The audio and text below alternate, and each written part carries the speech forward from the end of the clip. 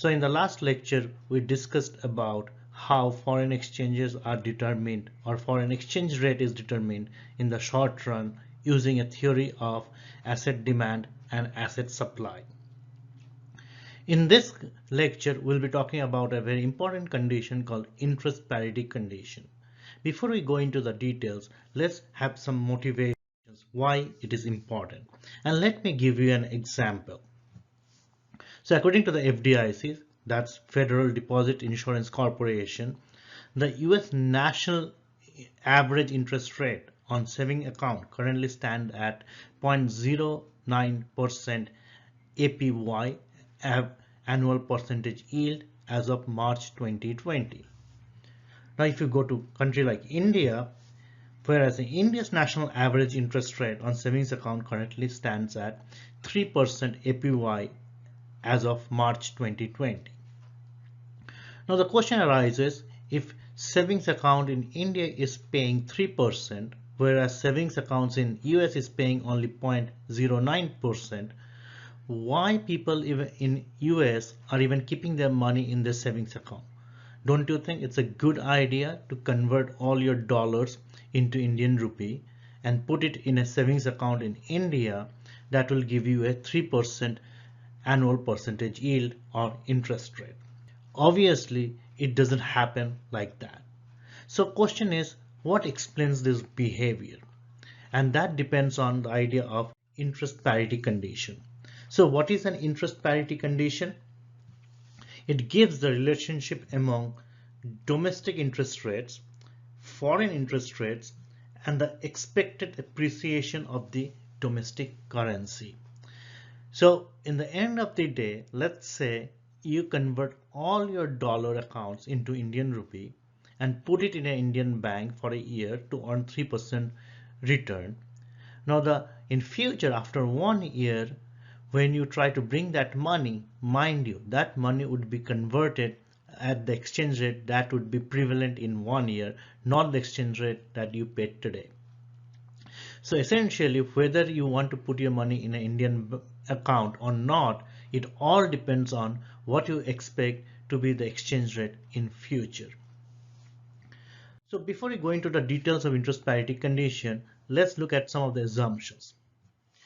First assumption is that there's a perfect capital mobility, and there's a capital mobility with similar risk and liquidity, which means assets are perfect substitutes. That means if you put your money in a US account, savings account, or a savings account in an Indian bank in India, both have exactly the same risk and liquidity structure, which perhaps is true for these accounts. So in that scenario, the domestic interest rates equals the foreign interest rate minus the expected appreciation of the domestic currency, and it will be clearer as we discuss it more. And expected returns are the same on both domestic and foreign assets, because in reality what you care about is that expected returns, whether you hold your assets in US dollar or you hold your assets in Indian rupee, both should give you exactly the same return in future. Hence in equilibrium, what we have is this ID, which is domestic interest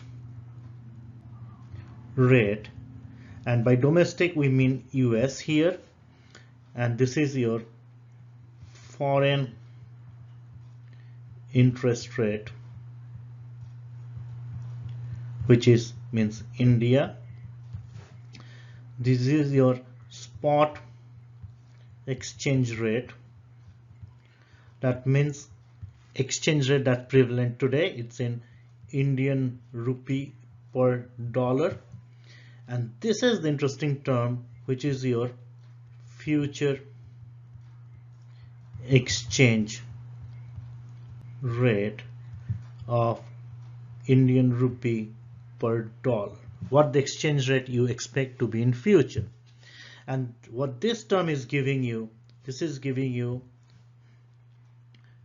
rate of return due to change in exchange rate. That's what it's giving you. So the formula here is that interest parity condition tells you your domestic return should be equal to your foreign return minus expected appreciation or depreciation of the currency. So what we'll try to understand it more by using an example. So let's do this class exercise. Say in 2019, 1-year dollar interest rate is 1%, while the 1-year interest rate on Indian rupee is 4%. So let's say today's Indian rupee per dollar rate is 70. So question is, what do you expect the future exchange rate for Indian rupee per dollar? So what we'll be doing, we will be using the interest parity condition to answer this question. So your again, the formula is ID equal to IF minus your expected exchange rate in future, your spot exchange rate over spot exchange rate.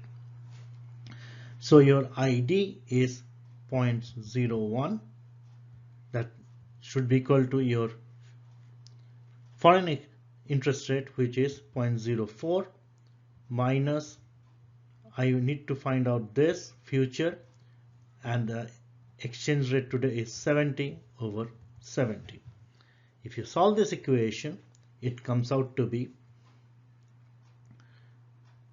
0.7 equal to 2.8 minus ET plus 1 plus